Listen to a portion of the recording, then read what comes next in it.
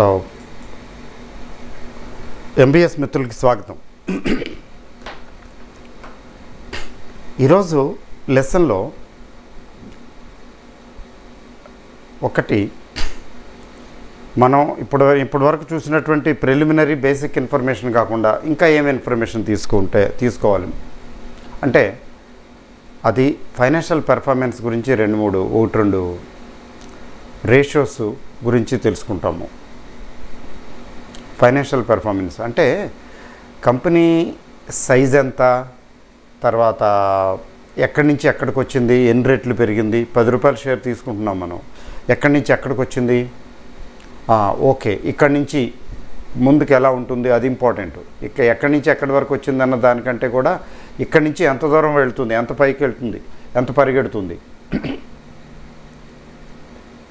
అదొకటి ఇంపార్టెంట్ కదా. దానికి సంబంధించి మార్కెట్ క్యాపిటలైజేషను, ఫేస్ వాల్యూ, తర్వాత ఈ కంపెనీకి అప్పులు ఉన్నాయా, ఎంత ఉన్నాయి, తర్వాత ప్రమోటర్స్, వీటి గురించి చూస్తున్నాం బేసిక్గా. తర్వాత కంపెనీ డివిడెండ్ పే చేస్తున్నదా లేదా, డివిడెండ్ పే చేస్తే ఎంత పే చేస్తున్నది, లిబరల్గా పే చేస్తున్నదా లేకపోతే కొంచెం లెస్ లిబరల్గా చేస్తున్నదా, అంటే కొంచెం కంజూసీ చేస్తున్నదా. కంజూసీ అంటే ఎక్కువ డివిడెండ్ పే చేయటం లేదంటే నాసి కంపెనీ అని చెప్పడానికి లేదు. అలాగే ప్రమోటర్స్ స్టేకు తక్కువ ఉంటే ఇది పెద్ద గొప్ప కంపెనీ కాదని చెప్పడానికి లేదు. అసలు అట్లా వెళ్ళకూడదు. ఒక్కోసారి ప్రమోటర్ స్టేక్ తక్కువే ఉంటుంది కానీ కంపెనీ చక్కగా వెల్ మేనేజర్గా ఉంటుంది, ప్రొఫెషనల్లీ మేనేజర్ టైప్ అనుకోండి, అక్కడ ప్రమోటర్ స్టేక్ కనపడదు, ఎక్కువ కనపడదు. అయినా కానీ దాన్ని చక్కగా ప్రొఫెషనల్ వేలో నడుపుతుంటారు.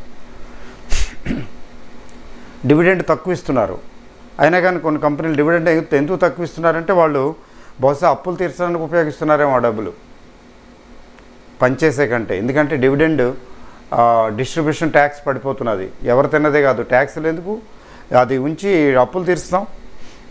లేకపోతే వేరే కొంచెం ఖర్చులు ఉన్నాయి అంటే ఇంకా ఇన్వెస్ట్మెంట్ ఉంది, అదేదో ప్లాంట్ మెషినరీ ఎక్స్పాన్షను, దానికోసం ఖర్చు పెడుతున్నాం కాబట్టి ఇప్పుడు సారీ మీకు డివిడెండ్ ఇవ్వలేము, ఇది ఎక్కువ ఇవ్వలేము అనే పాలసీ ఉండొచ్చు. ఇట్లా చాలా రకరకాల పాలసీలు. తర్వాత ముందు చూస్తాం కొంచెం బోనస్, అవి మనం ఎక్కువ బోనస్ గురించి వెళ్ళే అవకాశం లేదు. ఎందుకంటే మనం చిన్న కంపెనీలు చూస్తున్నాం కదా, చిన్న కంపెనీలు బోనస్ స్టేజ్కి రావు, చాలా తక్కువ. ఎవరైనా అట్లా ఇస్తే కొంచెం అనుమానించాలి. చిన్న కంపెనీలు గ్రోత్ రావాలి కదా, గ్రోత్ ఇంపార్టెంట్. సో అవి బేసిక్ పారామీటర్స్. ఈరోజు క్లాసులో ఏంటంటే ఆ బేసిక్ పారామీటర్స్ కొన్ని తెలుసుకున్నాం కదా, కొంచెం ఎక్స్ట్రా ఈ కంపెనీ పెర్ఫార్మెన్స్ ఎలా ఉంది. కంపెనీ పెర్ఫార్మెన్స్ అంటే ఏంటంటే ఎలా పనితీరు ఎలా ఉంది అంటే ప్రాక్టికల్గా చెప్పాలంటే లాస్ట్ క్లాస్లో నేను మీకు గుర్తే ఉంటుంది. అల్టిమేట్గా ఏమిటి దాని తాలూకు పెర్ఫార్మెన్సే. పెర్ఫార్మెన్స్ అంటే కంపెనీ పనిచేస్తున్నదా, లాభాలు గడిస్తున్నదా లేదా, ఎర్నింగ్ కెపాసిటీ, లాభాలు. వ్యాపారం అంటే ఏంటి, లాభాలు, లాభ నష్టాలతో కూడుకు సంబంధించిన వ్యాపారం ఎందుకు చేస్తాము, లాభాల కోసం చేస్తాం.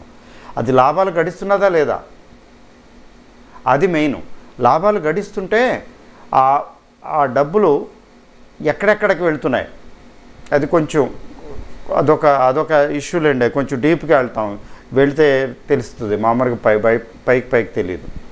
ఇప్పుడు ఆ ఫ్లో ఎలా ఉంది, మనీ వస్తున్నది, సంపాదిస్తున్నారు, ఎట్లా వెళ్తున్నారు, డివిడెండ్ ఎంత పే చేస్తున్నారు, మిగతా ఎంత ఉంచుకుంటున్నారు, అయితే దాన్ని తిరిగి రీఇన్వెస్ట్ చేస్తున్నారా లేకపోతే ఏం చేస్తున్నారు, కొంచెం ఇన్వెస్టిగేట్ చేయాల్సి ఉంటుంది. అది అల్టిమేట్గా ఏంటంటే ఫైనాన్షియల్ పెర్ఫార్మెన్సే.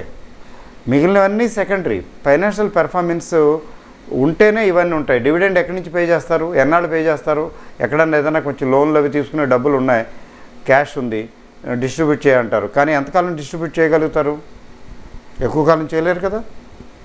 అందుకని ఎర్నింగ్. సో ఈరోజు ఆ ఎర్నింగ్ గురించి కూడా కొంచెం 1-2 రేషియోస్ అంటే చూస్తాము, పారామీటర్స్ చెక్ చేస్తాము. తర్వాత 1-2 కంపెనీలు కూడా మనం చెక్ చేస్తాము. అండ్ మీకు గుడ్ న్యూస్ ఏంటంటే, గుడ్ న్యూసో మరి ఏ న్యూసో మరి మీరే నిర్ణయించుకోవాలి. ఆ గుడ్ న్యూస్ ఏంటంటే ఈరోజు ఒక కంపెనీని సెలెక్ట్ చేస్తాం ఇన్వెస్ట్మెంట్కి. కొంతమంది చాలా ఉత్సాహంగా ఉత్సుకతో చూస్తున్నారేమో. అమ్మో మల్టీ బ్యాగర్స్ ఇంకేంటి ఒక కంపెనీ ఈరోజు సెలెక్ట్ చేస్తున్నామా ఇన్వెస్ట్ చేయడానికని. అంటే ఊరికే ఎక్కువ ఎక్సైట్ అయిపోకండి. ఎందుకు ఎక్సైట్ అయిపోక అంటే మనం సెలెక్ట్ చేసినంత మాత్రాన, ఇన్వెస్ట్ చేసేసినంత మాత్రాన అది 100 times 10 times 20 times multi bagger ఏదో ఒకటి ఎన్నో టైమ్స్లండి మల్టీ బ్యాగర్ అవుతుందా లేదా అంటే మనం ఎక్స్పెరిమెంటే చేస్తున్నాం. అంటే కొన్ని పారామీటర్స్ తీసుకుని మనం ఎక్స్పెరిమెంట్ చేస్తున్నాం. అయిపోవచ్చు లక్కీగా మంచి 20 టైమ్స్ 30 టైమ్స్ 40 టైమ్స్ కనీసం 10 టైమ్స్ వెళ్ళిపోవచ్చు. లేకపోతే కొంచెం వెళ్ళకపోవచ్చు, లేకపోతే స్లో అవ్వచ్చు, నార్మల్ గ్రోత్ ఉండొచ్చు. అందుకనే మన భవిష్యత్తు వాణి భగవంతుని ప్రార్థించడమే, బాబు నాకు మల్టీ బ్యాగర్స్ ఇవ్వనాయనా అని. అంతేకాకుండా ఆ మల్టీ బ్యాగర్ నన్ను గుర్తించడం, దాన్ని అలా ఇన్వెస్ట్ చేసి వదిలేయటం, దాన్ని టైం వచ్చినప్పుడు అది పెరుగుతుంటే పెరగనివ్వటం, కంగారు పడిపోయి మధ్యలో అమ్ముకోకుండా ఉండటం. దానికి వేరే టెంపర్మెంట్ కావాలి కదా. అది మల్టీ బ్యాగర్ అయినా మనం మధ్యలో అమ్మేసుకుని ఒక 5 ఏళ్ళ తర్వాత 6 ఏళ్ళ తర్వాత 10 ఏళ్ళ తర్వాత చూసి అయ్యయ్యో నేను ఇది 150 రూపాయలు అమ్మేశాను ఇప్పుడు ఏంటి 2000 ఉందని వాపోతుంటారు. మీకు సీనియర్ ఇన్వెస్టర్స్ని చూడండి కొంతమంది. ఎందుకంటే అది మల్టీ బ్యాగర్ అయినా మనకు పేషెన్స్ లేక దాన్ని ఒక్కోసారి వదిలేసుకుంటాం, జారబిడ్చుకుంటాం. అందుకని కొంత లక్ అనేది కూడా ఉంటుంది. బట్ ఏంటంటే ఖచ్చితంగా మనం ఐడెంటిఫై చేస్తాం. బేసిక్ పారామీటర్స్ తీసుకుని ఈ కంపెనీకి ఉన్న వర్త్ ఏంటి, స్ట్రెంగ్త్ ఏంటి, కనీసం ఏంటంటే మన డబ్బులు పోకుండా ఉండే అవకాశం ఉందా, అది కూడా కొంచెం చూసుకుంటాం అవసరం. అంటే మన చూసే కేటగిరీలో కొన్ని కంపెనీలు పోవచ్చు కూడాను. అన్ని కంపెనీలు నిలబడితే అని లేదు, కానీ నిలబడినవి చాలా ఎక్కువ రిటర్న్ ఇచ్చే అవకాశం ఉంది. ఆ ఏరియాలో ఉన్నాం. అట్లా కాకుండా డబ్బులు పోకుండా జాగ్రత్తగా చూసుకోవాలి అంటే ప్రొటెక్షన్ ఆఫ్ క్యాపిటల్కి అది మరి ఇవి కాదు. ప్రొటెక్షన్ ఆఫ్ క్యాపిటల్కి నిఫ్టీ 50 షేర్లే ఎట్ ది మోస్ట్. కొన్ని మిడ్ క్యాప్ కూడా ఉంటాయి. అంతేగాని మరి ఇక్కడ ఈ రూట్లో ఉన్నామంటేనే కొంచెం మనం రిస్క్కి సిద్ధపడి ఉన్నామని అర్థం. అందుకని దీన్ని ఈరోజు నేను అది కూడా చెప్తాను. ఏంటి మన పోర్ట్ఫోలియో ప్లానింగ్లో వీటి స్థానం ఏమిటి, మనం చూసే స్మాల్ క్యాప్స్, తర్వాత సమ్టైమ్స్ మినీ క్యాప్స్ తక్కువలేండి. మనం సాధారణంగా మనం చూసేటటువంటి స్మాల్ క్యాప్స్కి ఉన్న స్కోప్ ఎంత, తర్వాత మన ఇన్వెస్ట్మెంట్ రేంజ్ ఎలా ఉండాలి, అంటే పోర్ట్ఫోలియో ప్లానింగ్ ఎలా చేసుకోవాలి, ఆ విషయం కూడా టైము సరిపోతే నేను ఆ విషయం కూడా చెప్తాను. ఒక షేర్ని ఈరోజు సెలెక్ట్ కూడా చేస్తాము. తర్వాత ఏంటంటే మనం రికార్డ్ ఎలా మెయింటైన్ చేయాలి దాని గురించి కూడా చెప్తాను. అది అవసరం, ప్రాపర్ రికార్డ్ మెయింటైన్ చేయాలి మనం. ఓకే, ఫస్ట్ చూడండి, మీకు చాలామంది మెజారిటీ నాకు తెలుసు. మెజారిటీ ఏంటి, బేసిక్స్ అంటే బ్యాలెన్స్ షీటు వాటి గురించి బేసిక్స్ గురించి పెద్దగా ఐడియా లేదు.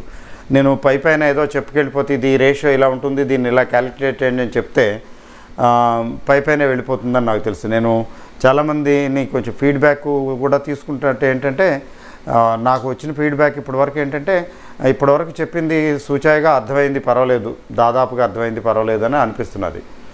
నాకు ఇది అర్థం కాలేదండి, అస్సలు మీరు చెప్పింది ఏం అర్థం కావట్లేదు అనేటువంటి పరిస్థితి రాలేదు భగవంతుడి దయ వల్ల. నేను అలానే సింప్లిఫై చేసే ఏదో టెక్నికల్గా కాకుండా, టెక్నికల్గా తెలిసిన వాళ్ళు ఉన్నారు మీలో, మీకు నేను చెప్పక్కర్లేదు, ఇవి మీకు నేను చెప్పేది మీకు ఆల్రెడీ తెలుసు. వాళ్ళ కోసం మెజారిటీ ఏంటంటే ఆ కామర్స్ ఇది కూడా ఉండకపోవచ్చు కదా, వాళ్ళ కోసం నేను చెప్తాను. ఫస్ట్ ఏంటంటే రేషియోస్ చెప్పడానికి ముందు మీరు నోట్బుక్ మెయింటైన్ చేస్తున్నారని నేను అనుకుంటున్నాను. నోట్బుక్ మెయింటైన్ చేయాలి. తర్వాత ఆ నోట్బుక్ మెయింటైన్ చేసుకుని నోట్ చేసుకోవాలి. ఏంటి, జస్ట్ ఎ మినిట్.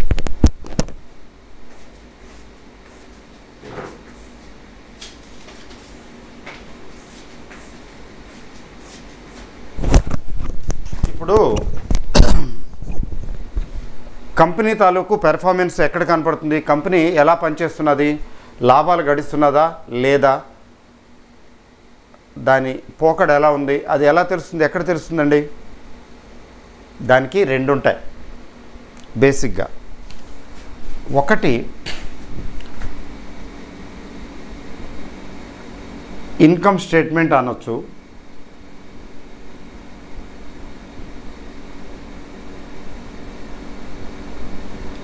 లేదా ప్రాఫిట్ అండ్ లాస్ అకౌంట్ అనొచ్చు, లేకపోతే ఇంకేదైనా అనొచ్చు. ఇందులో ఏంటి, కంపెనీకి ఖర్చులు ఆదాయాలు, కంపెనీకి టోటల్గా వచ్చినటువంటి ఆదాయం ఎంత, అంటే టోటల్ వచ్చింది ఎంత, ఖర్చులు ఎంత. సో ఈ రెండింటి డిఫరెన్సు, ఇన్కము టోటల్ అమౌంట్, టోటల్గా వచ్చిన డబ్బులు, అందులోంచి ఖర్చులు తీసేస్తే వచ్చేది ఆదాయం, అంటే ఇన్కమ్ అని చెప్పచ్చు, ఎర్నింగ్ అంటాం మనం. మీకు తెలిసిన విషయంలే కదా, మొత్తం వచ్చింది ఎంత, పోయింది ఎంత. ఇప్పుడు ఖర్చులు ఎక్కువ అనుకోండి, వచ్చిన దానికంటే పోయింది ఎక్కువ అనుకోండి, నష్టం అంటాం కదా మనం మామూలుగా సింపుల్ సెన్స్. ఇక్కడ ప్రాఫిట్ అండ్ లాస్ అకౌంట్ అనండి, ఇన్కమ్ స్టేట్మెంట్ అనండి, ఇందులో ఏముంటాయి, ఏముంటుంది ఇన్ఫర్మేషన్ అంటే, మీరు ఫర్ ఎగ్జాంపుల్ మ్యానుఫ్యాక్చరింగ్ చేస్తున్నారు అనుకోండి, టెక్స్టైల్స్ అనుకుందాం, బట్టలు అవి మ్యానుఫ్యాక్చర్ చేస్తున్నారు. టెక్స్టైల్స్ మ్యానుఫ్యాక్చరింగ్లో మీకు సేల్స్ తయారు చేస్తారు కదా, తయారు చేసి ఏం చేస్తారు, సేల్స్ చేస్తారు, అమ్ముతాం.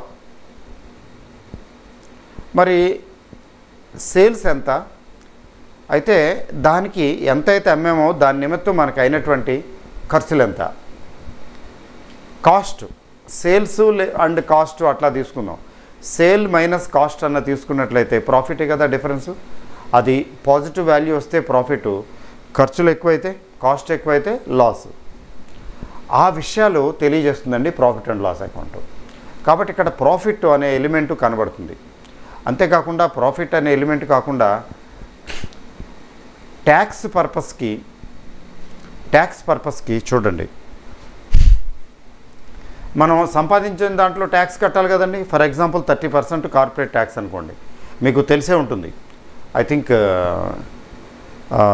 250 crores చెక్ చేయాలి. 250 crores టర్న్ ఓవరు, అంతకన్నా తక్కువ టర్న్ ఓవర్ ఉన్నటువంటి కంపెనీలకి ట్యాక్స్ గవర్నమెంట్ ఈసారి తగ్గించింది 5% corporate tax. For example 30% corporation tax ఉందనుకోండి, ఇది ఇన్కమ్ ట్యాక్స్ మనం కట్టినట్టే కంపెనీలు కూడా ట్యాక్స్ కడతాయి. ఆ కార్పొరేషన్ ట్యాక్స్ అది 30% అనుకోండి, ఇక్కడ వీళ్ళకి 250 కోట్లు, 2500 కోట్ల 250 కోట్ల లిమిట్ ఒకసారి చెక్ చేయాలి. 250 అనుకుందాం. ఆ 250 కోట్లు అంతకు మించి తక్కువ టర్న్ ఓవర్ అంటే సేల్స్, టర్న్ ఓవర్ అంటే సేల్స్ ఉన్నటువంటి కంపెనీలకి 5% ట్యాక్స్లో ట్యాక్స్ తగ్గిస్తారు. అంటే ఏంటి, మిగతా వాళ్ళంతా 30% ట్యాక్స్ పే చేస్తుంటే వీళ్ళు 25% ట్యాక్స్ పే చేస్తే సరిపోతుంది. 5% మిగిలే పాకెట్లో వేసుకోవచ్చు, ఇట్ విల్ కమ్ బ్యాక్. అంటే చిన్న కంపెనీలు, స్టార్టప్స్ వాళ్ళకి కొంచెం అడ్వాంటేజ్ బెనిఫిట్ ఇస్తున్నారంటే ఎంకరేజ్ చేయడం కోసం. ఇది కొంచెం మంచి స్టెప్పే, బట్ మరీ అంత చిన్న కంపెనీలు మనం ఎంచుకోలేము, ఎందుకంటే రిస్క్ ఎక్కువ ఉంటుంది. అయితే మంచిది అయినప్పుడు, బాగున్నప్పుడు ఒక్కోసారి చిన్నదైనా పర్వాలేదు, ట్రై చేస్తాం, ఎక్స్పెరిమెంటే కదా, ఎక్కువ ఇన్వెస్ట్మెంట్ చేయం కదా. సో ఇప్పుడు ప్రాఫిట్ అండ్ లాస్ అకౌంట్లో ఏంటి సాధారణంగా జరుగుతుంది, ప్రాఫిట్ అంటే ఏంటి, సేల్స్ మైనస్ ఎక్స్పెన్సెస్ అనాలా, కాస్ట్ అంటానులేండి నేను. ఇక్కడ ప్రాఫిట్ వస్తుంది. ఇక్కడ దీన్ని ఆపరేటింగ్ ప్రాఫిట్ అని, గ్రాస్ ప్రాఫిట్ అని రకరకాలుగా చెప్తారు. అంత టెక్నికల్స్ వెళ్ళక్కర్లేదు. అయితే ఏంటంటే సంపాదించిన దాన్ని మన టెక్నికల్ సెన్స్లో ఎలా వాడతారంటే earning before interest, depreciation and tax. ఇది ఫస్ట్. మీకు ఎక్కడైనా ఎవరికైనా అర్థం కాకపోతే ఖచ్చితంగా మీరు మెసేజ్ పెట్టండి, నథింగ్ టు వర్రీ. ఎందుకంటే నేను అట్లాంటి సిచ్యువేషన్ రాకూడదనే నిదానంగా స్లోగా ఒకటి చెప్తున్నాను. ఎర్నింగ్ అంటే ఈ ప్రాఫిటే. ఈ ఎర్నింగ్ బిఫోర్, బి అంటే before interest, depreciation and tax. IDT అంటే ఇంట్రెస్ట్, డెప్రిసియేషన్ అండ్ ట్యాక్స్. అంటే మీరు సంపాదించారు, కంపెనీ ఉంది, 500 కోట్లు సంపాదించిందండి ప్రాఫిట్ గ్రాస్ లెవెల్లో. అయితే ఏంటంటే ట్యాక్స్ పర్పస్కి ఇందులోంచి మరి మీకు ఆస్తులు, ఎక్విప్మెంటు, తర్వాత మీకు బిల్డింగ్స్, తర్వాత ప్లాంటు, మెషినరీ, అవి ఇవి ఏదో ఎస్టాబ్లిష్మెంటు, వెహికల్స్ అని అవన్నీ ఇవన్నీ ఏవో ఉంటాయి కదా, ఫిక్స్డ్ అసెట్స్, ప్రాపర్టీస్ ఉంటాయి కదా, వాటికి డెప్రిసియేషన్ ఉంటుంది కదా, ఆ డెప్రిసియేషన్ మైనస్ చేయొచ్చు. డెప్రిసియేషను మైనస్ చేయడానికి, డెప్రిసియేషన్ అంటే తరుగుదల, ఆస్తులు తాలూకు తరుగుదల. ఫర్ ఎగ్జాంపుల్ డెప్రిసియేషన్ ఉంది, మనం ఒక 50 కోట్లు అనుకుందాం, ఇది తీసేయచ్చు. ట్యాక్స్ తీసేసిన తర్వాతే ట్యాక్స్, ఆ తర్వాత తీసేయాలి, ఎందుకంటే మళ్ళీ ఆ ఆస్తుల్ని రీప్లేస్ చేయడానికి మళ్ళీ డబ్బులు కావాలి. అందుకని మనం పెట్టిన పెట్టుబడి డెప్రిసియేషన్ రూపంలో తిరిగి తీసేసుకుంటున్నాం. తర్వాత ఇంట్రెస్ట్. ఏమండి, మనం అప్పులు కూడా తీసుకుంటాం కదా, సాధారణంగా అప్పులు ఉంటాయి కదా సాధారణంగా, మరి దానికి వడ్డీ కట్టాలి కదండి. ట్యాక్స్ వారు అంటారు, సరే మీరు వడ్డీలు కూడా కట్టేయండి, వడ్డీలు కూడా కట్టిన తర్వాత మిగిలిన దాని మీద మాకు ట్యాక్స్ పే చేయండి అంటారు. అంటే ట్యాక్స్ యాంగిల్లో చెప్తున్నాను. సో ఇంట్రెస్ట్ ఒక 150 కోట్లు ఉందనుకుందాం. ఇప్పుడు డెప్రిసియేషన్ తీసేసాము, ఇది ఇంట్రెస్ట్ కూడా తీసేసాము. తర్వాత ఎంత వచ్చింది? ఇది 200 తీసేస్తే 300 కోట్లు వచ్చింది కదండి. మీరు ఎప్పుడైతే డెప్రిసియేషన్ తీసేశారో, యు ఆర్ గెట్టింగ్ అండి, మీరు ఎప్పుడైతే డెప్రిసియేషన్ తీశారో దీన్ని ఏమంటారంటే, దీన్ని ఇక్కడ రాస్తాను, earning before interest and tax, EBIT అంటాం. డి ఎగరగొట్టేసాం. అంటే ఈబిఐడిటి ఇది 500. ఈబిఐడిటిలోంచి ఇంట్రెస్ట్ డెప్రిసియేషన్ తీసేసాం. డెప్రిసియేషన్ తీసేసిన తర్వాత 450 వస్తుంది. 500 మైనస్ 50, ఈ 450ని interest, earning before interest and tax అంటాం. అంటే డెప్రిసియేషన్ తీసాం కదా, కానీ ఇంట్రెస్ట్ పే చేయాలి కదా, బిఫోర్ ట్యాక్స్, అంటే ఇంట్రెస్ట్ ట్యాక్స్ ఇంకా తీయాలి. సో ఎప్పుడైతే మీకు ఇంట్రెస్ట్ కూడా తీసేశారనుకోండి, మీరు పే చేయవలసిన ఇంట్రెస్ట్ కూడా తీసేస్తే అప్పుడేమవుతుంది, ఎర్నింగ్ బిఫోర్ ట్యాక్స్, ఈబిటి. అంటే కేవలం ట్యాక్స్ పే చేయటానికి ముందు వచ్చిన ప్రాఫిట్ ఇది. ఎంత ఇది?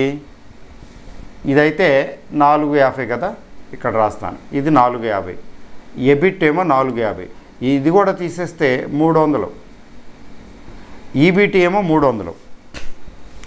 అంటే మనం డెప్రిసియేషను తీసేసాము, ఇంట్రెస్ట్ పే చేసేసాము, లేదా చేసేయగలుగుతున్నాం. ఇంట్రెస్ట్ కూడా తీసేసిన తర్వాత మిగిలిన దాని మీద ట్యాక్స్ పే చేయాలి. ఇప్పుడు సర్కారు వారు ఈ ఖర్చులు ఎలా చేస్తారు, తీసేసిన తర్వాత ట్యాక్స్ పే చేయండి అంటారు. అంటే ఇప్పుడు దీని మీద ట్యాక్స్ పే చేయాలి. సో దీన్ని ఇంట్రెస్ట్ కూడా తీసేస్తే ఎర్నింగ్ బిఫోర్ ట్యాక్స్ అంటాం. కేవలం ట్యాక్స్ మాత్రమే పే చేయాలి, మిగిలినవన్నీ అయిపోయినాయి. అంటే 300 కోట్లు బిఫోర్ ట్యాక్స్ అన్నమాట. కానీ ఇందులో ట్యాక్స్ పే చేసాం అనుకుందాం, అంటే ఊరికే రఫ్గా వేసేస్తున్నాను, ట్యాక్స్ 90 అనుకుందాం. ట్యాక్స్ 90 కోట్లు అనుకుందాం, ఊరికే రఫ్గా వేస్తున్నాను, ఎగ్జాక్ట్గా చాలా ఉంటాయండి ట్యాక్స్ క్యాలిక్యులేషన్స్కి. ఇప్పుడు 90 కోట్లు ట్యాక్స్ తీసేస్తే 210 కోట్లు మిగిలింది. దీన్ని ఏమంటారంటే ప్యాట్ అంటారండి, ప్రాఫిట్ ఆఫ్టర్ ట్యాక్స్. ఎంత ఉంది? 210 కోట్లు. అంటే కంపెనీ సంపాదించిన 500 కోట్లలో గ్రాస్ లెవెల్లో 500 కోట్లు సంపాదిస్తే అందులోంచి డెప్రిసియేషను తీసేయమని అంటారు, తీసేసుకోమంటారు.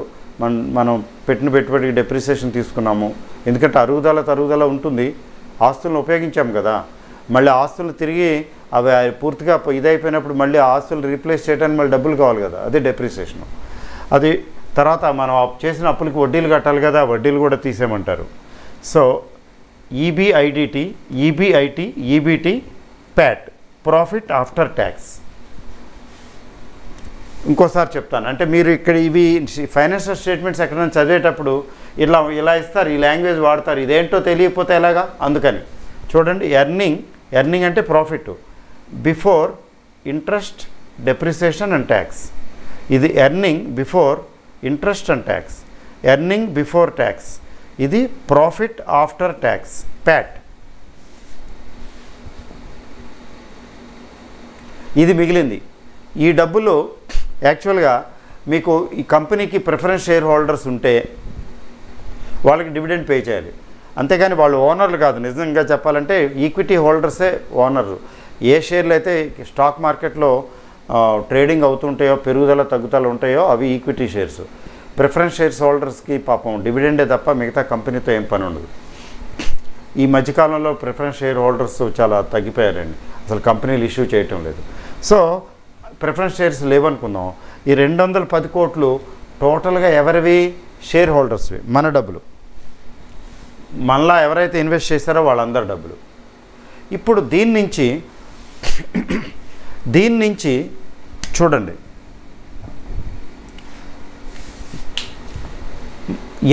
ఎంత డబ్బులు సంపాదించారు, ఎంత మీద ఎంత సంపాదించారు, పెట్టుబడి ఎంత, సంపాదన ఎంత, అదొక పద్ధతి. తర్వాత ముఖ్యంగా షేర్ హోల్డర్స్కి ఎంత వచ్చింది, షేర్ హోల్డర్స్కి ఎంత సంపాదన వచ్చింది, అలా చూడండి మీకు చెప్తాను సింపుల్గా, చాలా సింపుల్గా. ఫర్ ఎగ్జాంపుల్ ఈక్విటీ బ్యాలెన్స్ షీట్లో చెప్తానులేండి, మళ్ళీ ఇది ఊరికే ఇన్కమ్ స్టేట్మెంట్ సంబంధించింది కదా. ఈక్విటీ 50 కోట్లు అనుకుందాం. ఏది ఫేస్ వాల్యూ ప్రకారం చెప్తున్నాను నేను. కంపెనీలో ఈక్విటీ 50 కోట్లు ఉంది, ప్రిఫరెన్స్ షేర్ క్యాపిటల్ లేనే లేదు. ఇక్కడ రిజర్వ్స్ కూడా ఉన్నాయి. రిజర్వ్స్ అంటే ఏంటి? సంపాదనలే.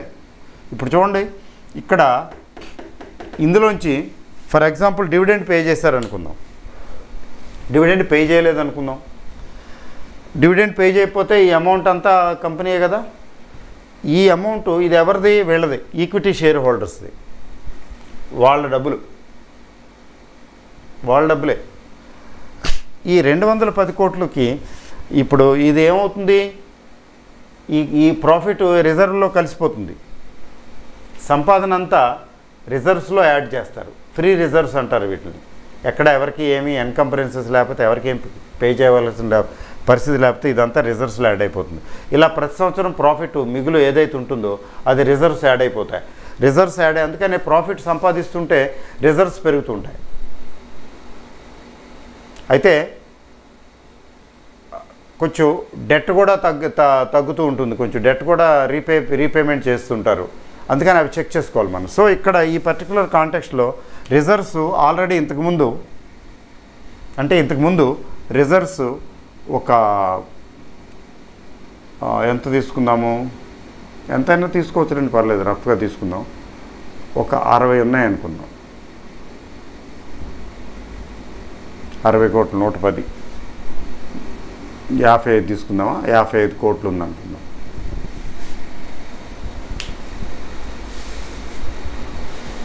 ఏమండి, ఈ డబ్బులు కూడా షేర్ హోల్డర్లవే, అంటే ఈ మన ఇన్వెస్టర్స్వే. ఈక్విటీ ఉంది, రిజర్వ్స్ ఉన్నాయి, అంటే టోటల్ ఎంత ఉంది? ఇది బ్యాలెన్స్ షీట్లో 105 కోట్లు ఉంది.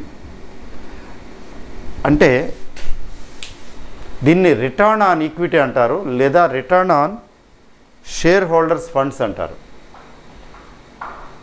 ఈక్విటీ అంటే కేవలం ఇదొక్కటేనే కాదు, ఈ డబ్బులు కూడా రిజర్వ్స్ కూడా వెళ్ళాయి కాబట్టి టోటల్గా return on equity are return on share holders funds. Share holders funds 105 కోట్లు. అంటే ఈ సంపాదన 105 కోట్లకి చూడండి, చాలా సింపుల్ అండి. 105 కోట్లకి ఎంత సంపాదించారు? 210 కోట్లు, 210 సంపాదించారు.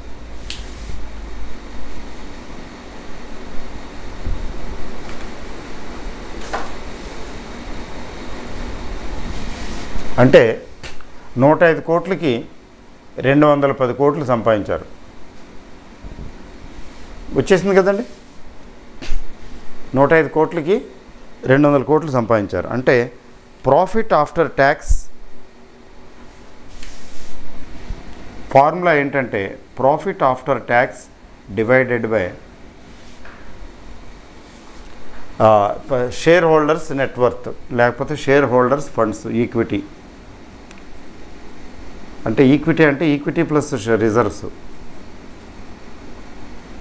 ఇక్కడ 210 కోట్లు profit after tax, equity and reserves 105. చాలా మంచి ఇది కదండి, బాగుంది కదా. అంతే ఉండదు, సాధారణంగా తక్కువ ఉంటుంది. ఎందుకంటే స్టార్టింగ్లో అయితే ఉండొచ్చు కూడా రిజర్వ్స్ తక్కువ ఉంటే. సో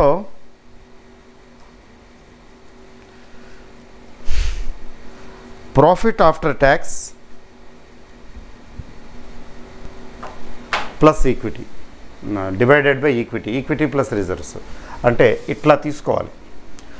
ప్రాఫిట్ ఆఫ్టర్ ట్యాక్స్ దీంతో ఈ రేషియో ఎంత. నార్మల్గా ఏంటంటే ఇది ఎక్కువ ఉంటుంది, ఇది తక్కువ ఉంటుంది.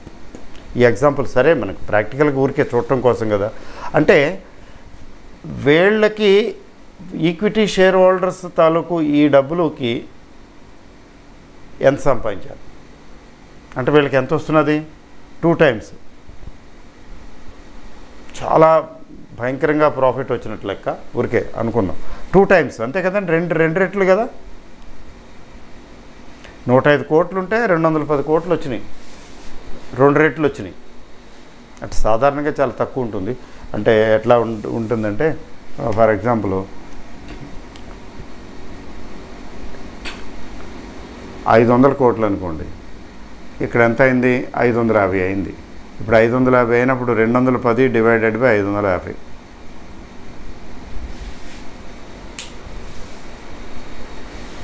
సో ఒక కాన్సెప్ట్ ఇక్కడ ఏంటి మనం తెలుసుకున్నాము, ఇలా earning before interest depreciation and tax ఉంటుంది, earning before interest and tax ఉంటుంది, ఎర్నింగ్ బిఫోర్ ట్యాక్స్ ఉంటుంది. అన్ని ట్యాక్స్ కూడా పే చేసేస్తే ప్రాఫిట్ ఆఫ్టర్ ట్యాక్స్ ఉంటుంది. ఈ 4 పదాల పేర్లు తెలిసినవి మీకు. ఇంకొక విషయం కూడా గుర్తుంచుకోండి, ఏ కంపెనీకైనా డెట్ ఉంటుంది, మోస్ట్లీ డెట్ ఉంటాయి కదా. అప్పు అనేది ఉంటే అప్పు తప్పేం కాదు, దానికి సరిపడా సంపాదన ఉండాలి. మీకు ఒక ఇంపార్టెంట్ అప్పున్న కంపెనీలు మనం తర్వాత చూస్తాం, దాని గురించి ఆ రేషియోలు కూడా చూస్తాము. అప్పులు ఉన్నటువంటి కంపెనీలు long term debt, short term చూడడం. లాంగ్ టర్మ్ డెట్ ఉన్నటువంటి కంపెనీలకి ఒక రేషియో ఉంటుందండి, important ratio, interest coverage ratio అని. ఇవి కూడా చూడాలి. ఇంట్రెస్ట్ కవరేజ్ రేషియో అంటే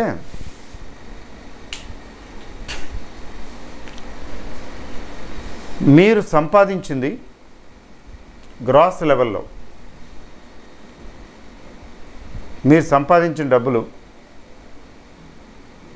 ఇంట్రెస్ట్ పే చేయడానికి ఎన్ని రెట్లు, 5 times 6 times. For example me interest 150 కోట్లు అనుకోండి,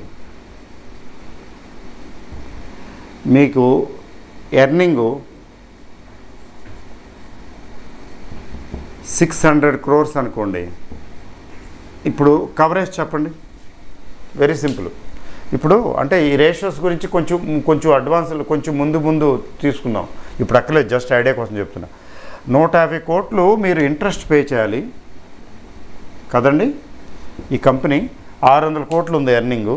అంటే ఇంట్రెస్ట్ కవరేజ్ ఏంటి, 150 కోట్లు ఈజీగా పే చేయగలడు కదా. అంటే వడ్డీలు కట్టడానికి సరిపడా సంపాదిస్తున్నావా బాబు, అది కూడా లేదా.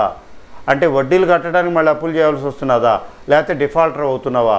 ఎంత ఇంపార్టెంట్ అంటే కనీసం వడ్డీ కూడా సంపాదించలేకపోతే నువ్వే వ్యాపారం చేస్తావయ్యా అంటాం కదా. వడ్డీలకే చాలకపోతే అది ఫినిషే, చాలా జాగ్రత్తగా ఉంటారు. దానికి ఇంట్రెస్ట్ కవరేజ్ రేషియో కూడా చూస్తారు. ఇంట్రెస్ట్ ఇప్పుడు దీని ఇంట్రెస్ట్ కవరేజ్ రేషియో చెప్పండి, 4 రెట్లు కదా. అంటే ఇంట్రెస్ట్ని 4 రెట్లు 4 సార్లు పే చేయగలడు. అంటే కవరేజ్ 4 times చాలా రీజనబుల్లీ గుడ్. అంటే 150 కోట్లు పే చేసినా కూడా ఇంకా 450 కోట్లు మిగిలింది ఈయన షేర్ హోల్డర్ కోసం కదండి. అంటే ఇంట్రెస్ట్ కవరేజ్ చాలా ఇంపార్టెంటు. డెట్ ఉన్న చోట ఇంట్రెస్ట్ కవరేజ్ రేషియో కూడా చెక్ చేసుకోవాలి. అంటే బొటాబొటిగా సంపాదిస్తే ఇంట్రెస్ట్ కూడా సరిపడా రాకపోతే అది చాలా ప్రమాదకరమైన పరిస్థితిలో ఉన్నాడని అర్థం. ఎంత జాగ్రత్తగా చూసుకోవాలో చూడండి ఒక్కొక్కటి. సరే, ది ఇంట్రెస్ట్ కవరేజ్ రేషియో గురించి తర్వాత వస్తాంలేండి. అదే అనమాట. అందుకని డెట్ లేదనుకోండి, దాని గురించి అంతా వాళ్ళే కదా. డెట్టే లేకపోతే ఇంట్రెస్టే లేదు, ఇంట్రెస్టే లేకపోతే అంతా వాళ్ళదే. ఇంట్రెస్ట్ పే చేసిన తర్వాత కదా వాళ్ళకి వచ్చేది. ఇంట్రెస్ట్ పే చేసి ట్యాక్స్ కూడా ఉంటే ట్యాక్స్ పే చేసి తప్పుడు కదా వచ్చేది. సో ఈ పారామీటర్ ఇవి ఓకే కదా. ఇంకొకటి ఉంది ఏంటంటే ఇది ఇన్కమ్ స్టేట్మెంట్ గురించి చెప్పాను కదా. తర్వాత బ్యాలెన్స్ షీట్ అని ఉంటుందండి. రెండవది కంపెనీకి ఈ రెండు main important. Balance sheet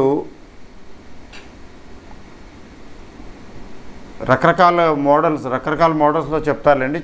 orthodox model, traditional మోడల్లో చెప్తాను నేను మామూలుగా సింపుల్గా. దీన్ని ఆస్తి అప్పుల పట్టి అంటారండి. ఆస్తులు అప్పులు అని అంటే ఇక్కడ అప్పులని, ఇక్కడ ఆస్తులని, రెండు కాలమ్స్. ఇక్కడ డెబిట్లు క్రెడిట్లు ఉండవండి, అప్పులు ఆస్తులు అని ఉంటాయి. ఆస్తి కరెక్టేనా? ఆస్తులు, అప్పులు ఆస్తులు అంటే వీటిని లయబిలిటీస్ అని, వీటినేమో యాసెట్స్ అని. యాసెట్స్, లయబిలిటీస్, అంతే కదా. ఇప్పుడు ఇట్లా దీని రెండు ఆస్తులు అప్పులు సమానంగా బ్యాలెన్స్ అవుతాయి. ఇక్కడ ఎంత వస్తుందో వాల్యూ టోటల్గా ఇక్కడ అంతే వస్తుంది. బ్యాలెన్స్ అవ్వకపోతే తేడా. అకౌంటెంట్ కూర్చుని కుస్తీలు బట్టి ఏదో చేయాలి, ఎక్కడ తేడా వచ్చిందో చూసుకోవాలి. అదంతా ఒక ఇష్యూ. ఇప్పుడు ఏముందిలేండి, ఏమంతా కంప్యూటరైజ్డ్ కదా, కంప్యూటర్స్ చేసేస్తుంటాయి. బట్ ఇక్కడ ఏంటంటే అప్పుల్లో ఏముంటాయి? ఈక్విటీలు ఉంటాయండి, షేర్ క్యాపిటల్ ఉంటుంది. క్యాపిటల్, ఈక్విటీ, ప్రిఫరెన్స్, ఇంకా అంతే, అందుకనే ఉంటాయి. బట్ నార్మల్గా మనం లేదనుకుందాం, ఇక్కడ ఈక్విటీ ఫర్ ఎగ్జాంపుల్ 50 కోట్లు అనుకుందాం. తర్వాత రిజర్వ్స్, ఇవి కూడా షేర్ హోల్డర్స్ డబ్బులే, 150 కోట్లు అనుకుందాం. తర్వాత నాన్ కరెంట్ లయబిలిటీస్ లేదా లాంగ్ టర్మ్ డెట్స్ అనండి. లాంగ్ టర్మ్ డెట్స్ గురించి చెప్పాను కదా. ల్యాండ్, బిల్డింగ్స్, లేకపోతే ఏదైనా ప్లాంట్ మెషినరీ మీద టర్మ్ లోన్స్లా అంటే తీసుకుంటాం. వీటికి ఇంట్రెస్ట్లు పే చేస్తూ ఇన్స్టాల్మెంట్లు పే చేసుకుంటూ ఉంటాం. రేట్ ఆఫ్ ఇంట్రెస్ట్ తక్కువ ఉంటుంది. ఈ లాంగ్ టర్మ్ డెట్టే జాగ్రత్త చూసుకోవాలి. ఫర్ ఎగ్జాంపుల్ ఒక 80 ఉందనుకోండి, 80 కోట్లు. మరి షార్ట్ టర్మ్ కూడా ఉంటాయి కదండి. షార్ట్ టర్మ్ అంటే ఏంటంటే ట్రేడ్ సంబంధించి క్రెడిటార్స్ ఎవరి దగ్గర టెంపరీగా స్టాక్ తీసుకున్నాము, ఇంకా అట్లాంటివి, ఇంకా అదర్ లయబిలిటీస్, ఇట్లా ఒక 70 ఉన్నాయి అనుకుందాం. అంటే ఇక్కడ బ్యాలెన్స్ షీట్ వచ్చేసింది. అంటే సింపుల్గా చెప్తున్నాను, టూకీగా చాలా ఉంటాయి. బట్ ఇది 2, 1.5, 3.5 ఐ థింక్ అంతేనండి. 18/25 అంటే 350 కోట్లు. అలాగే ఇక్కడ ఫిక్స్డ్ అసెట్స్, కరెంట్ అసెట్స్ అంటే ఇవన్నీ అసెట్సే. ఫిక్స్డ్ అసెట్స్, ల్యాండ్, బిల్డింగ్స్ అవన్నీ ఉంటాయి. కరెంట్ అసెట్స్ అంటే క్యాష్, బ్యాంకు, ఇంకా చిన్న ఎవరికైనా అప్పులు ఇస్తే డెటార్స్, ఇట్లా. ఇప్పుడు ఇందులోనే క్యాష్, బ్యాంకు బ్యాలెన్స్లు అవన్నీ ఇందులోనే వస్తాయి. ఇట్లా ఇవన్నీ తీసుకుంటేనండి మనం ఫర్ ఎగ్జాంపుల్ ఇవన్నీ కలిపి ఫిక్స్డ్ అసెట్స్ ఒక 300, 250 వేద్దాం, ఇదొక 100 వేద్దాం. ఇందులో అన్నీ వచ్చేస్తాయి. ఇక్కడ ఏమైంది, బ్యాలెన్స్ షీటు బ్యాలెన్స్ అయిపోయింది. ఈ కరెంట్లో క్యాష్ ఉంటుంది, బ్యాంక్ ఉంటుంది, మీకు ఏమైనా ఇన్వెస్ట్మెంట్లు ఉంటే అడ్వాన్సెస్ ఎవరికైనా అప్పిచ్చారనుకోండి అవి ఉంటాయి. తర్వాత ఇంకా డెటార్స్ అంటారు, స్టాక్ ఉండొచ్చు, అది ఆస్తే. ఇన్వెంటరీ అంటారు, మీరు అంతా అమ్మేస్తారేంటి, కొంత స్టాక్స్ ఉంటాయి కదా, అవన్నీ ఆస్తులే. ఇవన్నీ కలిపి ఇవి ఆస్తులు, ఇవి అప్పులండి. అయితే మనం ఇక్కడ ఏం చూసాము, డెట్ ఈక్విటీ రేషియోలో ఏం చూసాము, ఈ డెట్ ఈక్విటీ ఇక్కడ చూడండి, వీళ్ళు 200 కోట్లు అసలే ఓనర్స్ మనీ. ఇది అవుట్ సైడర్స్, బయట వాళ్ళకి పే చేయవలసినవి. దీనికి వర్రీ లేదు, ఏదో చేయగలుగుతాం. మరీ ఎక్కువ ఉంటే కొంచెం సీరియస్గా చూడాలి. వీటి గురించి కూడా స్టడీ చేస్తాము తర్వాత. ఇక్కడ బేసిక్గా తీసుకున్నట్లయితే 200 కోట్లు ఉన్నాయి వీళ్ళ దగ్గర. ఈ 200 కోట్ల నుంచి 80 కోట్లు చేయటం ఈజీ కదా. ఇప్పుడు ఇక్కడ డెట్ ఈక్విటీ రేషియో తీయవలసి వస్తే ఏమవుతుందండి, డెట్ 80 అయితే ఈక్విటీ 200. ఇక్కడ రేషియో ఎంత అయింది, 2:100. 2 40 80, 5 40 200, 2/5. 2/5 అంటే మళ్ళీ 0.4 అవుతుందా, అంతే కదండి. 2/5 అంటే డెట్ ఎంత ఉంది ఇక్కడ, డెట్ టు ఈక్విటీ 0.4 అంటే <1 ఉంది.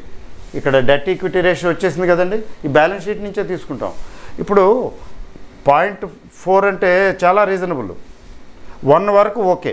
అంటే లాంగ్ టర్మ్ డెట్ ఇక్కడ 200 ఉందనుకోండి, అక్కడి వరకు కొంచెం రీజనబులే అంటారు. ఏంటి, ప్రాఫిట్ మేకింగ్ గ్రోయింగ్ కంపెనీ అయ్యి ఇంట్రెస్ట్ కవరేజ్ రేషియో బాగుంటే.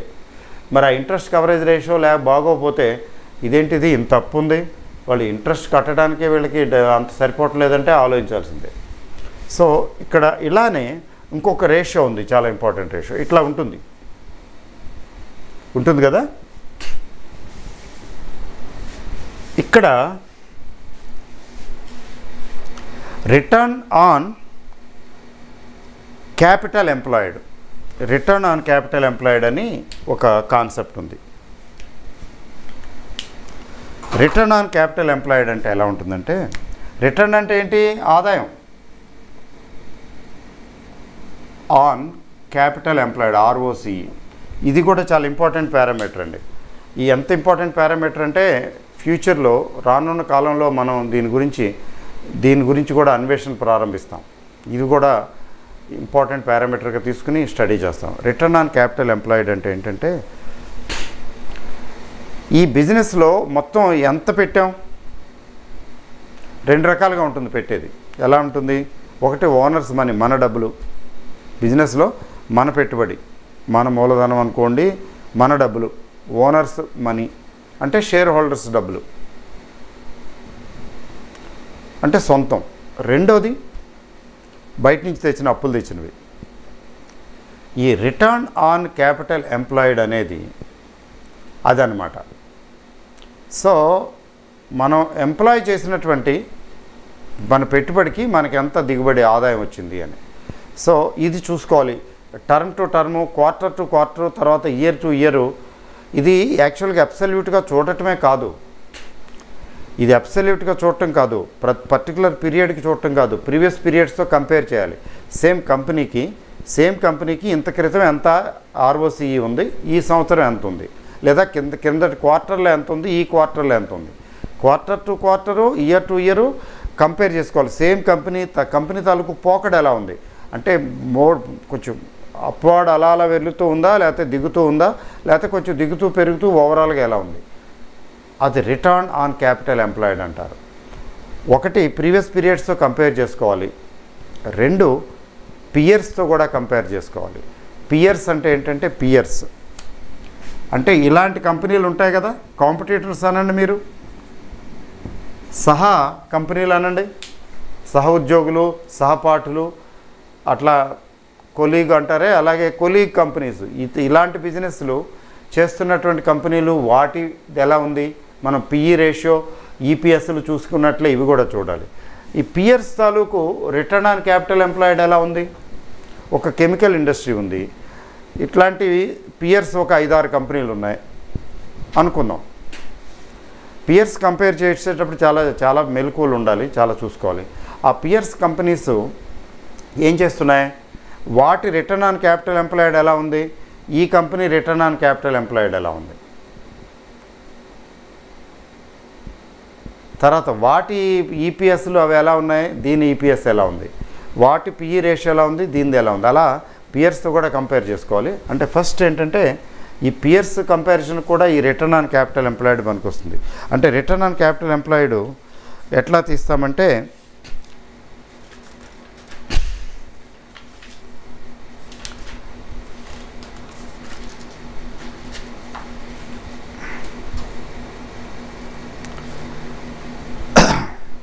ఈ రిటర్న్ ఆన్ క్యాపిటల్ ఎంప్లాయిడ్ టోటల్గా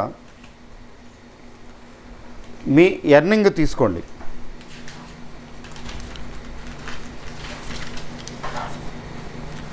సో ప్రాఫిట్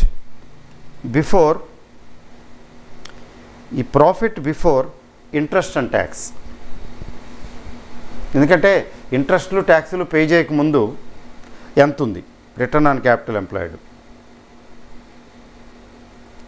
తర్వాత average total assets,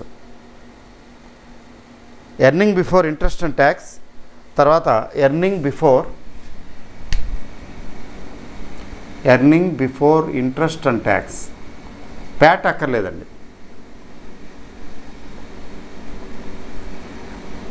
capital employed. ఇక్కడ క్యాపిటల్ ఎంప్లాయిడ్కి వచ్చేటప్పటికి మరి బయట వాళ్ళ డబ్బులు కూడా బిజినెస్లో పెట్టాం కదా అప్పు చేసి. అంటే ఇక్కడ షేర్ హోల్డర్స్ ఫండ్సే కాకుండా ఈక్విటీ ప్లస్ రిజర్వ్సే కాకుండా బయట వాళ్ళవి కూడా వస్తాయి. ఇది నార్మల్గా ఏం చేస్తారంటే సింపుల్గా టోటల్ అసెట్స్ తీసుకుని అందులోంచి కరెంట్ లయబిలిటీస్ తీసేస్తారు. ఇప్పుడు టోటల్ అసెట్స్ ఎంత అండి? కరెంటు ఫిక్స్డ్ అన్నీ కలిపితే 350. 350లోంచి 70 తీసేయండి, 280. లేదు అట్లా వద్దండి అంటే ఇది వదిలేయండి, ఈ 2 ఇది. అంటే మన డబ్బులు బయట వాళ్ళ డబ్బులు, మన డబ్బులు బయట వాళ్ళ డబ్బులు ఎంత ఉన్నాయి? 280. లేదు 350లోంచి ఇవి తీసేయండి, 280. ఏదైనా ఒకటే కదా. సో ఇక్కడ ఈ పర్టికులర్ ఎగ్జాంపుల్లో తీసుకున్నట్లయితే ఎర్నింగ్ బిఫోర్ ట్యాక్స్ ఇంతకుముందు ఎక్కడో తీసాం కదా. ఊరికే ఉజ్జాయింపుగా తీసుకుందాంలేండి. ఎర్నింగ్ బిఫోర్ ట్యాక్స్ 150 అనుకుందాం, ఊరికే హైపోథెటికల్గా. ఇక్కడ ఈ ఎగ్జాంపుల్లో 350 నుంచి 70 తీసేస్తే 280.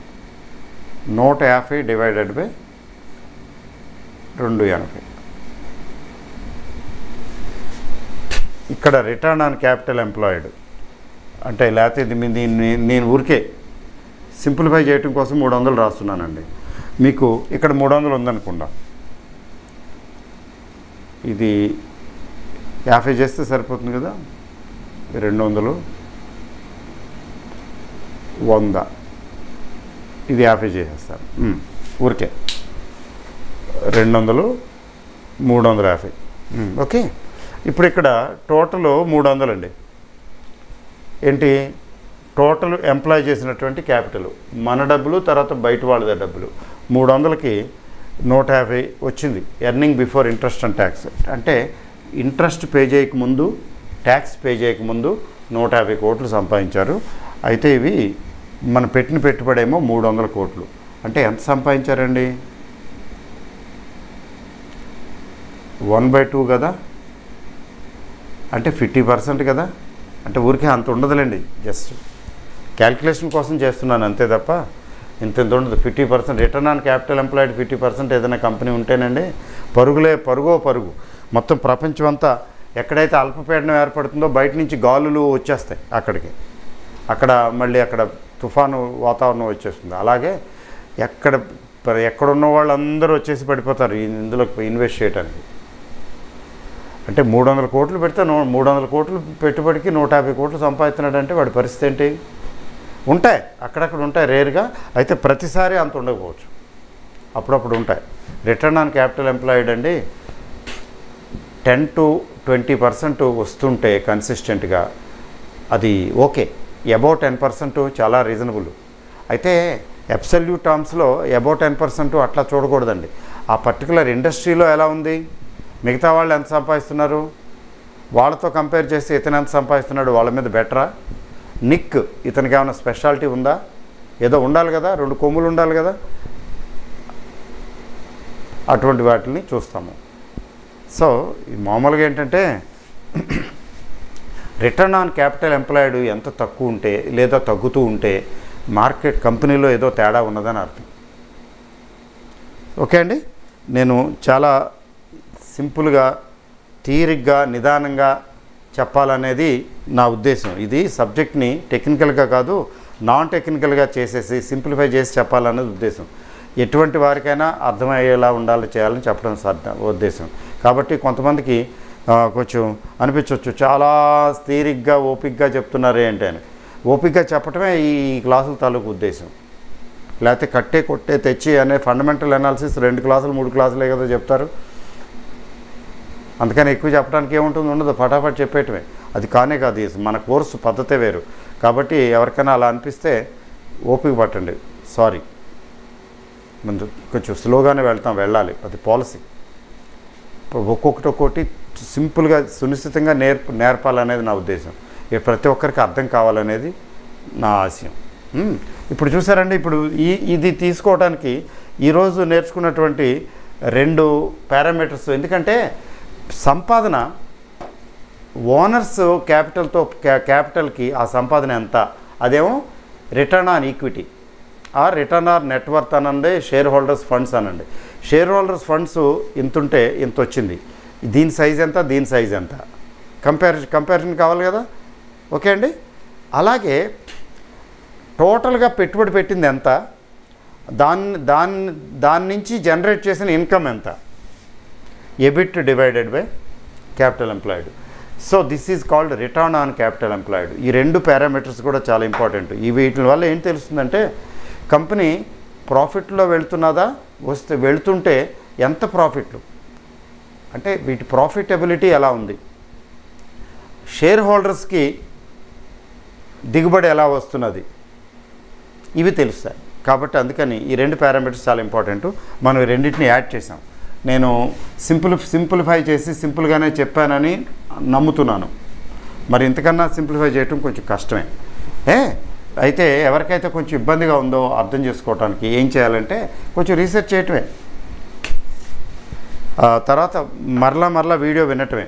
వీడియో విని అయితే సార్ ఇవన్నీ క్యాలిక్యులేషన్స్ మనం చేసుకోవాలంటే మా టైంలో చేసేవాళ్ళం ఈ పనులు, ఇప్పుడు అక్కర్లేదు. ఇప్పుడు ఏంటంటే చక్కగా వడ్డించిన విస్తరలాగా ఈ వెబ్సైట్స్ అన్నీ చక్కగా ఇదొకటి ఈ 2, 3, 4, 5 కాదు, చాలా ఇన్ఫర్మేషన్ ఇచ్చేస్తున్నాయి. అందులో ఉంటుంది, రెడీగా ఉంటుంది, రెడీమేడ్. మీరు అది చూసుకోవటమే, దీనికి నెట్వర్త్ ఎంత ఉంది, దీనికి ఎంత ఉంది, దానికి ఎంత ఉందని. ఓకే అండి. సో నేను ఒక కంపెనీ డిస్కస్ చేస్తాను. ఈ మధ్యన చూశాను. ఏంటి ఆ కంపెనీ విశేషం ఏంటంటే, కంపెనీ పేరు చెప్తాను ముందు.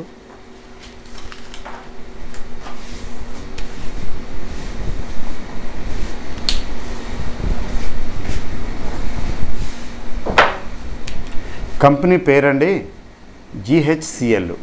ఇదివరకు దీని పేరండి గుజరాత్ హెవీ కెమికల్స్ లిమిటెడ్. కానీ ఇది డైవర్సిఫైడ్ కంపెనీ కాబట్టి కెమికల్స్ ఒకటి పెస్టిసైడ్స్ కెమికల్స్ లేకపోతే చేసేదే కాదు, రకరకాల బిజినెస్లు చేస్తూ ఉంటుంది.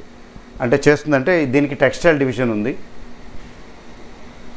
Professionally managed company, almost textile division ఉంది, కొంచెం ఐటీ సర్వీసెస్ ఉన్నాయి, తర్వాత కెమికల్స్ ఎలాగో ఉన్నాయి, మేజరు అది కెమికల్సే. డైవర్సిఫైడ్ కంపెనీ అన్నమాట. ఇది ఎప్పుడు అంటే ఇది మరీ కొత్తదేం కాదు, 1987 నుంచి దీని ఆపరేషన్స్ ప్రాపర్గా స్టార్ట్ అయినాయి.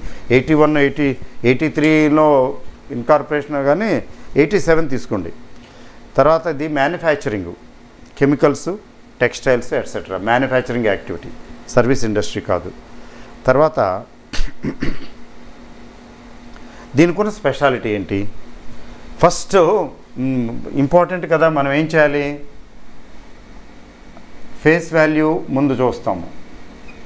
ఫేస్ వాల్యూ 10, ఫేస్ వాల్యూ 10 కాకుండా తక్కువ ఉన్న వాటిని జోలికి వెళ్ళాం. ఇప్పట్లో వెళ్ళం అవసరం కూడా లేదు. మనకు మల్టీ బ్యాగర్స్ కావాలంటే 10 రూపాయలు షేర్ ఉండాలి.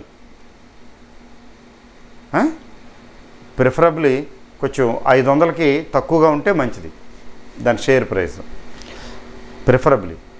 అలా అని చెప్పి మరీ స్మాల్ క్యాప్, మరీ మినీ మైక్రో క్యాప్, అట్లా మరీ తక్కువ క్యాపిటల్ దానికి కూడా వెళ్ళాం. తర్వాత ఏంటంటే దీని ఇవన్నీ ఒకసారి వేసేద్దాం, రౌండ్ వేసేద్దాం. ఏదైనా వెబ్సైట్కి వెళ్తే వచ్చేస్తుంది గబగబా. ఇక్కడ స్లోగా వెళ్ళవలసిన అవసరం లేదు కదా. చూడండి, ఈ కంపెనీ క్విక్ ఇన్ఫర్మేషను ఒక వెబ్సైట్ నుంచి తీసుకుని తర్వాత వేరే వెబ్సైట్కి వెళ్దాం దీన్ని అనలైజ్ చేయడానికి.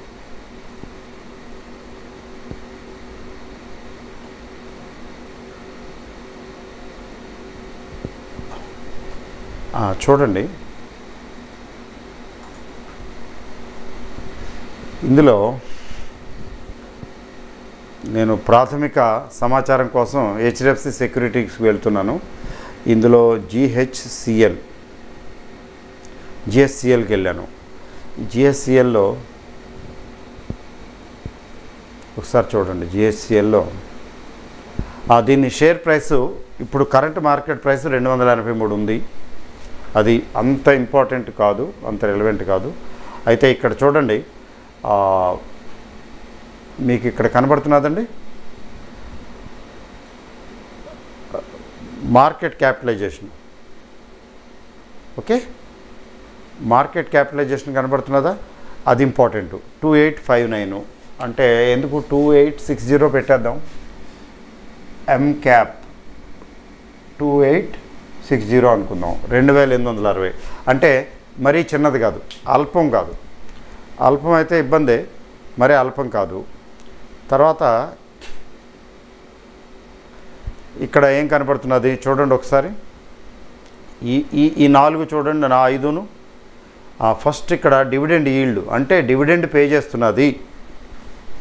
అదిగాక డివిడెండ్ ఈల్డ్ Y1 లేటెస్ట్ అండి, దీనికి రిజల్ట్ వచ్చింది, అందుకని దీన్ని పర్టికులర్గా నేను డిస్కస్ చేస్తున్నాను. 1.71 అంటే దాదాపు 100 రూపాయలకి ₹1.71 సంవత్సరానికి దగ్గర ₹1.30కి దగ్గర వస్తున్నది. డెలివరబుల్స్ వదిలేయండి, అంటే డెలివరబుల్స్ 66% అంటే ఈ దీనిలో బయింగ్ ఉందన్నమాట. డెలివరీ తీసుకునే ఉద్దేశంతో కొంటున్నారు, మరి స్పెక్యులేషన్ ఆడుకోవటం కోసం కాదు. డెలివరీ తీసుకుంటానికి 60 అంటే ట్రేడ్ అయిన వాటిలో 66.5%, మోర్ దాన్ 60% డెలివరీ తీసుకునే వాళ్ళు ఉన్నారు. ప్రైస్ బుక్ చాలా గొప్ప విషయం ఇది. ప్రైస్ బుక్ 1.71 అంటే ప్రైస్ బుక్ అంటే ఏంటంటే బుక్ వాల్యూ ఒకటైతే దీని మార్కెట్ ప్రైస్ ₹1.71, ₹1 అయితే. 100 రూపాయలు బుక్ వాల్యూ అయితే దీని మార్కెట్ ప్రైస్ ₹171. 1.71 అంటే ప్రైస్ బుక్ రేషియో చాలా నార్మల్గా 5 times 6 times ఉంటాయి. కొంచెం గ్లామర్ ఎక్కువ ఉంటే ఇంకా ఎక్కువ ఉంటాయి. అంటే దాని బుక్ వాల్యూ 100 రూపాయలు ఉంటుంది, మరి ప్రైస్ ఏమో ఆ బుక్ వాల్యూ 100 రూపాయలు ఉంటుంది, దాని ప్రైస్ ఏమో 500 ఉంటుంది. 5 times చాలా కంపెనీలు చూడండి. అంటే 100 రూపాయలు బుక్ వాల్యూ, అదేమో 500 కొంటున్నారు మార్కెట్లో, అమ్ముడవుతున్నది. అంటే అది కంపెనీ లెటర్సే అది క్లోజ్ అయిపోతే మరి ఎంత వస్తుంది? ఆ 100 రూపాయల రేంజ్లో వస్తుంది, 500 రూపాయలు రాదే. అంటే అది క్లోజ్ అవ్వదని, మరలా ఇంకా ప్రాఫిట్లు సంపాదిస్తూ ఉంటుందని ఎక్కువకి డిస్కౌంట్ చేసి ఎక్కువకి కొంటున్నారనమాట. ఇదేం లేదు, రూపాయి బుక్ వాల్యూ అయితే దాని షేర్ వర్త్ బ్యాలెన్స్ షీట్ ప్రకారం ₹1.71కి ఇక్కడ మార్కెట్లో షేర్ ట్రేడ్ అవుతున్నది. ఇది చాలా ఫేవరబుల్ ఫ్యాక్టరు. అయితే మరి ఎర్నింగ్ కూడా ఉండాలి కదా, ఇవెందుకు అసలు? ఇవన్నీ కాదు, అన్నిటికంటే ముఖ్యం ఎర్నింగే. దీని ఎర్నింగ్ తీసుకుంటే EPS 36.59, EPS 36.59, PE ratio automatic వస్తుంది కదా. ఎందుకు వస్తుందంటే దీని మార్కెట్ ప్రైస్ సిఎంపి 283 ఉంది ఇవాళ. దాంతో మీరు చెక్ చేయండి. 7.99 చూడండి, ఇక్కడ కొట్టేశాడు. 10 రూపాయల షేర్కి 3.5 రెట్లు 36 రూపాయలు సంపాదిస్తున్నారు వీళ్ళు. 10 రూపాయల షేర్కి 36 రూపాయలు సంపాదిస్తున్నారు. అది బిలో 10 ఉంది పిఈ, అంటే 8. ఇప్పుడు రిజల్ట్ వచ్చింది కదా, ఇంతకుముందు ఎక్కువ ఉండేది. రిజల్ట్ వచ్చింది కదా, కొంచెం ప్రాఫిట్ యాడ్ అయింది. ప్రాఫిట్ యాడ్ అయ్యేటప్పుడు పిఈ తగ్గిపోయింది. బట్ ఫార్చునేట్లీ ఆర్ అన్ఫార్చునేట్లీ ఇంకా ఇది ఇప్పుడు లక్కీగా రిజల్ట్స్ వచ్చినాయి, కానీ ఇప్పుడు అంతా పడిపోతున్నది మార్కెట్ కదా, పడిపోయే మార్కెట్. ఈరోజు ఈ షేరు 10 రూపాయలు తగ్గింది, అది విశేషం. మార్కెట్ భయంకరంగా పడిపోయింది కదా. ఇంకా ఇందులోనే తీసుకుందాం, ఇందులోనే కొంత ఇన్ఫర్మేషన్ తీసుకుని వేరే దానికి వెళ్దాం. ఇక్కడ డివిడెండ్ చూద్దాం. డివిడెండ్ చూడండి, లేటెస్ట్ మీకు కనిపిస్తున్నదండి, you are able to see it. ఇక్కడ చూడండి, ఎప్పుడు 2016లో 35% ఇచ్చారు. అంటే 35% అంటే ఫేస్ వాల్యూ 10 రూపాయలండి. 10 రూపాయలకి 3.5 రూపాయలు ఇచ్చారు, 1/3 ఇచ్చారు. అదే 2017లో 50 2 సార్లు ఇచ్చారు, 15% ఒకటిను 35% 50% ఇచ్చారు. 2018లో ఏకంగా ఇప్పుడే ఈ మధ్యనే 23rd May 2018 చూడండి, 23rd May 2018 ఏకంగా ఒకేసారి 50% డిక్లేర్ చేశారు. అంటే వీళ్ళ డివిడెండు 10 రూపాయల షేర్కి 50% ఇచ్చేస్తున్నారండి. 5 రూపాయలు ఇస్తున్నారు ప్రతి షేర్కి. అంటే ఇప్పుడు మార్కెట్ ప్రైస్ తీసుకుంటే సిఎంపి తీసుకుంటే 283 రూపాయలు కదా. ఇప్పుడు కమ్మే కదా, మీరు ఎక్స్ డివిడెండ్ అవలా ఇంకా అవుతుంది. ఇప్పుడు కొనుక్కున్న వారికి ప్రతి షేర్కి 5 రూపాయలు వస్తుందండి. ఎన్ని షేర్లు కొనుక్కుంటే అన్ని 5 వస్తాయి. 100 షేర్లు కొనుక్కుంటే 500 రూపాయలు వస్తుంది ఇక్కడ. అంటే ఇది ఇక్కడ ఆటోమేటిక్గా 83లో 5 రూపాయలు కట్ చేస్తే దీని ప్రైస్ ఇక్కడ 278 కదా, 278 ప్లస్ 5 రూపాయలు డివిడెండు 283 అట్లా తీసుకోవాలి. అంటే 50% డివిడెండ్ అనౌన్స్ చేసింది. లాస్ట్ ఇయర్ చేసింది, ఇప్పుడు చేసింది. ఓకే అండి. తర్వాత బ్యాలెన్స్ షీట్ ఇందులో ఉండదనుకుంటాను, ఉంది. ఒకసారి బ్యాలెన్స్ షీట్ చూడండి, మీకు తెలుస్తున్నది కదా, you are able to see balance sheet. చూడండి, 2014, 15, 16, 17, 18 ఉన్నాయి కదా. కంపారిజన్ కూడా ఉంది. ఈ కంపారిజన్లో తీసుకుంటానండి 487 వాళ్ళ రిజర్వ్స్. ఈక్విటీ చూద్దాం ముందు. ఈక్విటీ చూసినట్లయితే ఏమవుతున్నది, 100 కోట్లు చివరిలో 97 కోట్లు అయింది. అంటే లేటెస్ట్ 97 కోట్లు, పెద్ద డిఫరెన్స్ ఏమి లేదులేండి. ఈక్విటీ కొంచెం తగ్గింది, లైట్గా ఏదో తీసి పారేసినట్టున్నారు షేర్లు, ఫర్ఫిచ్ చేసో లేకపోతే ఏదో చేశారు, పెద్ద ఏమైంది సిగ్నిఫికెంట్ కాదులేండి. 97 కోట్లు ఉంది, 97.5 కోట్లు. అయితే రిజర్వ్స్ చూడండి, నెక్స్ట్ కాలం చూడండి, రిజర్వ్స్ అండ్ సర్ప్లస్. 487 కోట్లు ఉండేది 2014లో. అసలు ఈ కంపెనీకి టేక్ ఆఫ్ 2014 నుంచి, అది కూడా చూపిస్తాను మీకు. 2014 నుంచి అలా పెరుగుతూ 670, 935, 1247. అంటే రిజర్వ్స్ పెరుగుతూ వచ్చాయి. రిజర్వ్స్ ఎప్పుడు పెరుగుతాయి, ప్రాఫిట్ ఉంటే ఆ ప్రాఫిట్ యాడ్ అవుతూ ఉంటుంది. ఇక్కడికి వచ్చేటప్పటికి లేటెస్ట్ 1513, 1247 నుంచి 1513కి వచ్చిందంటే అర్థం ఏంటండి, పెరిగాయి కదా రిజర్వ్స్. ఎస్, రిజర్వ్స్ పెరిగాయి. మరి ఇన్వెస్ట్మెంట్స్ పెరిగాయి, కొంచెం లైట్గా లాస్ట్ టైం కంటే పెరిగింది. తర్వాత టోటల్ డెట్ 1493 ఉండేది. అప్పుడు నుంచి మళ్ళీ మధ్యలో 1469, అంటే ఏదో ఎక్స్పాన్షన్లో చేసుంటారు. మళ్ళీ తగ్గింది కొద్దిగా, లాస్ట్ ఇయర్ కంటే ఇప్పుడు తగ్గింది 1328. అయితే టోటల్ డెట్ తీసుకున్నట్లయితే 97, టోటల్ డెట్ ఇన్వెస్ట్మెంట్స్ కూడా అవి కలుపుకోవాలి కదా, కలుపుకుంటే 1328 అంటే లెస్ దాన్ 1, తక్కువగానే ఉంది కదండి. It is less than 1. You are getting my point. So ఇది దీని పొజిషను. వేరే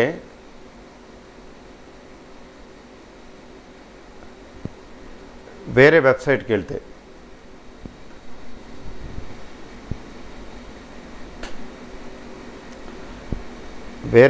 వెళ్ళినట్టయితే